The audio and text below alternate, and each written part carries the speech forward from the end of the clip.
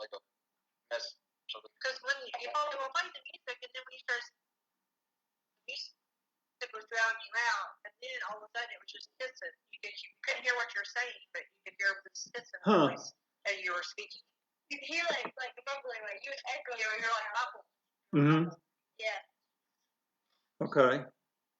Well. Start back, I'll let you know what it does. Okay. Well, what are you seeing right now? Because according to this, it started up, but. It's not showing you're on. Yeah, it doesn't show that you're live on Facebook. Okay. Press that. Go live now. Okay. Yeah, okay.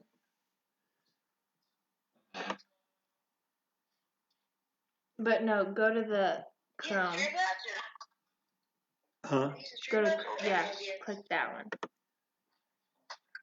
It's connecting. I mean, it was all connected, but. Somewhere between here and there, it's messing up. Yeah, I don't know why they were hearing music, because. Okay, now you're live. Okay, now go. So does that work? Okay, are you hearing music now? Yeah, we can hear you now. Are you hearing any music now? No, they're hearing you. No? Okay, so we're gonna do this. So continue. I've been told that something messed up again tonight, that maybe many of you were getting a lot of music or something, and according to Lucas, who is trying to help me, you can hear me now. So what I think I'll just do is I'll start over again with this lesson and try to at least get the lesson to you tonight. Well, we won't read everything we've already read tonight, but we will start with the lesson again. And if for some reason you start hearing music again, Lucas, you're out there. Give us a call. Call Rachel, and she'll give me the high sign. Okay, so from everlasting to everlasting, we're studying from Psalm 90, verses 1 through 12 tonight. Now, all of us desire to have a heart full of wisdom, and at least that's what we should desire. Which one of us wants to stumble all through life making bad decisions that destroy our relationships and wind up derailing our plans? The wise man says in Proverbs 3, 1 and 2, "My son, do not forget my law, but let your heart keep my commands. For length of days and long life and peace they will add to you." He goes on in Proverbs 4 and 5 to exhort us, "Get wisdom, get understanding. Do not forget nor turn away from the words of my mouth." In Ecclesiastes 7, 5 and 6, Solomon admonishes us, "It is better to hear the rebuke of a wise than for a man to hear the songs of fools. For like the crackling of thorns under a pot, so is the laughter of the fool." What we are given in Psalm 90 is the rebuke and the admonition of the wise. And by contrasting the eternal God with finite man, Moses in this psalm encourages us to learn to number our days so that we might gain a heart of wisdom. In the heading of this psalm in my Bible, I'm told that Psalms 90 through Psalms 106 comprise book 4 of the Psalms.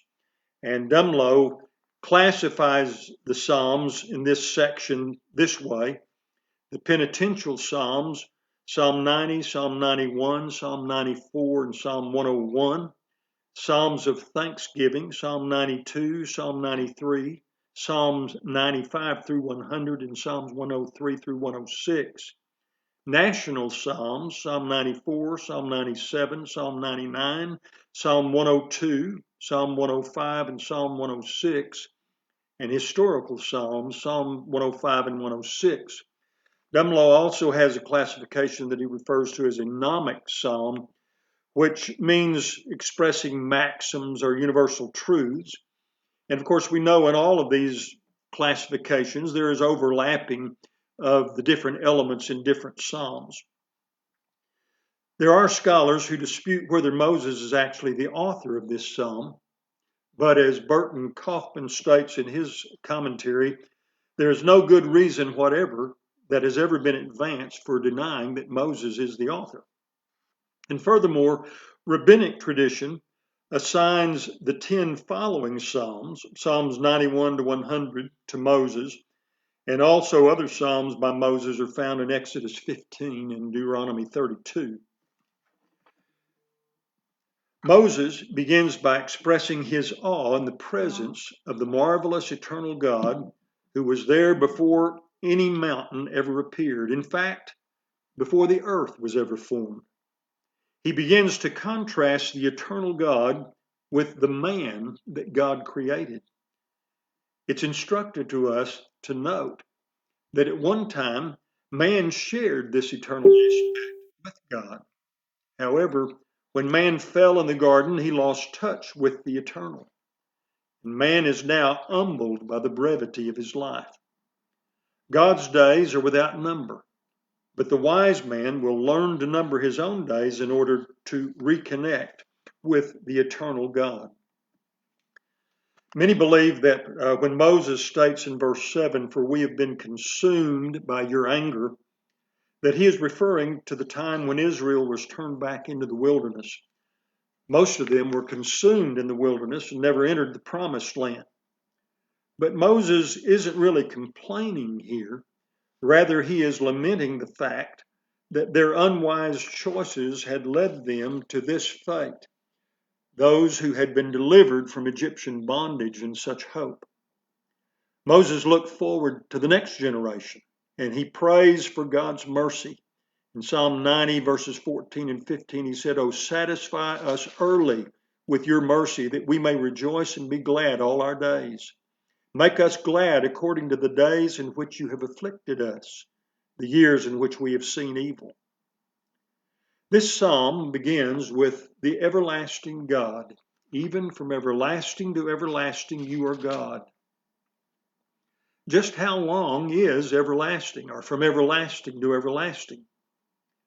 You and I can say the words easily enough, but grasping the concept can be difficult for us. We're so used to things growing old and decaying.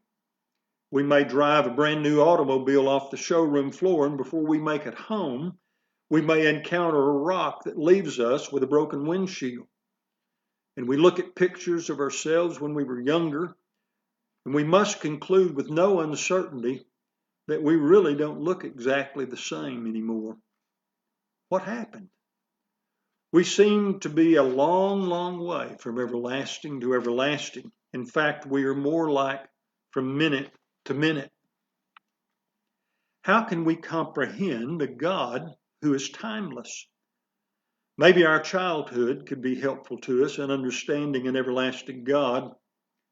Do you remember as a child how long it took for Christmas to come? We might even have used the expression, "Well, it took an eternity." When we are children, our perceptions of both time and the world around us are limited by our own size and the short time that we've lived upon the earth. When I visit the old neighborhood where I grew up in Fort Smith, Arkansas, I'm astounded by how small everything seems to be. When I was a child, the lot next to our house where we played baseball seemed to be huge, and the hill leading down to our house seemed to be so steep. But now they both look so small. What happened? As a child, I couldn't imagine how long it could take to turn 80 years old. That would take forever. And now it seems like Christmas was just over and it's here again. But even these feeble efforts to comprehend eternity fall short.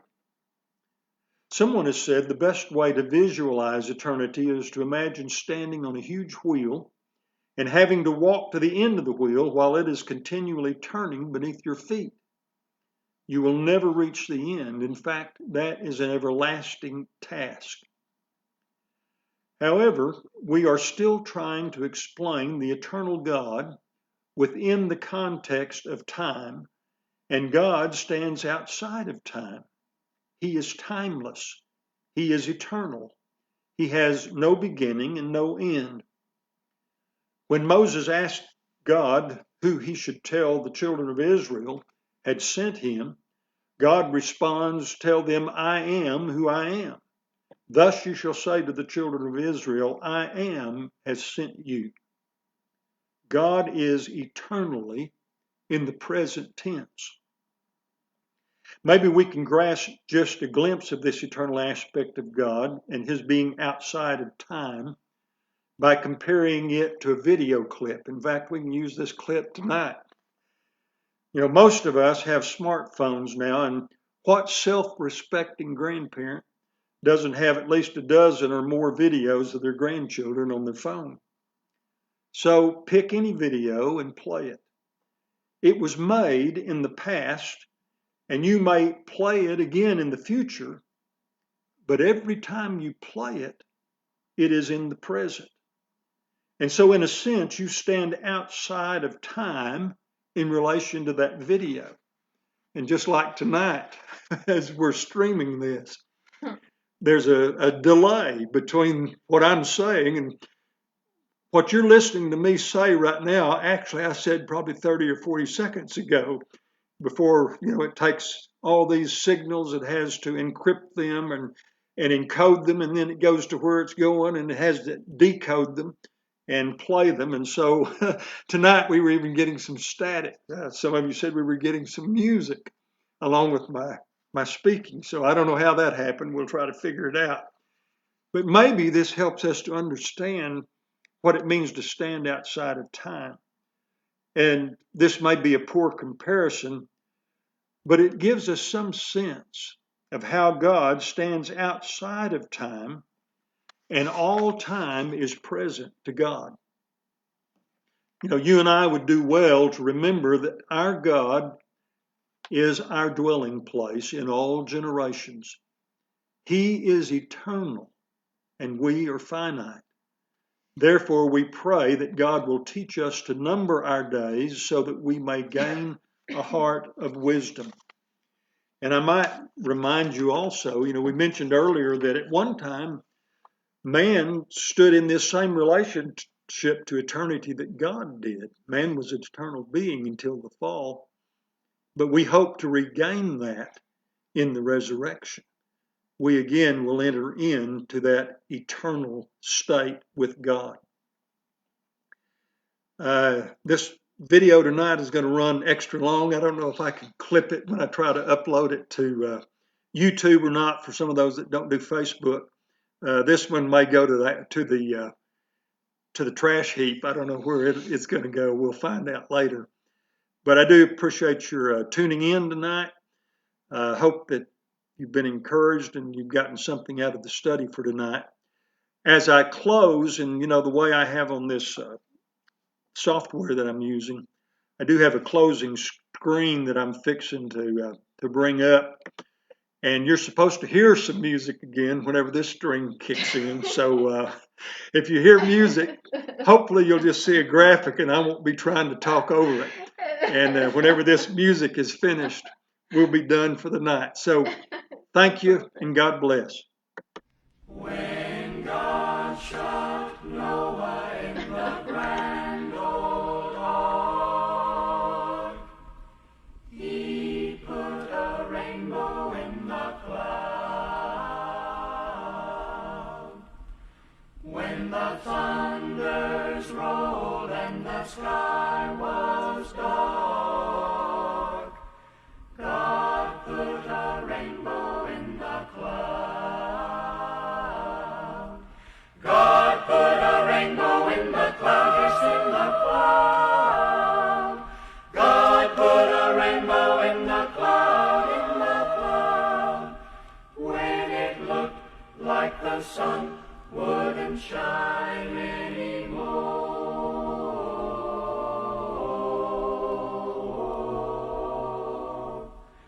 God put a rainbow in the cloud.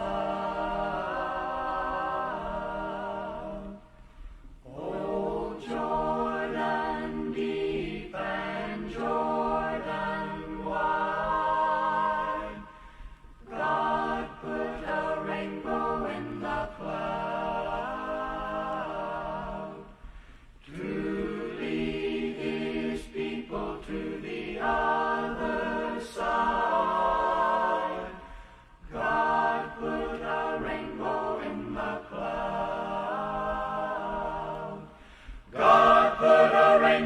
in the cloud, yes, in the cloud.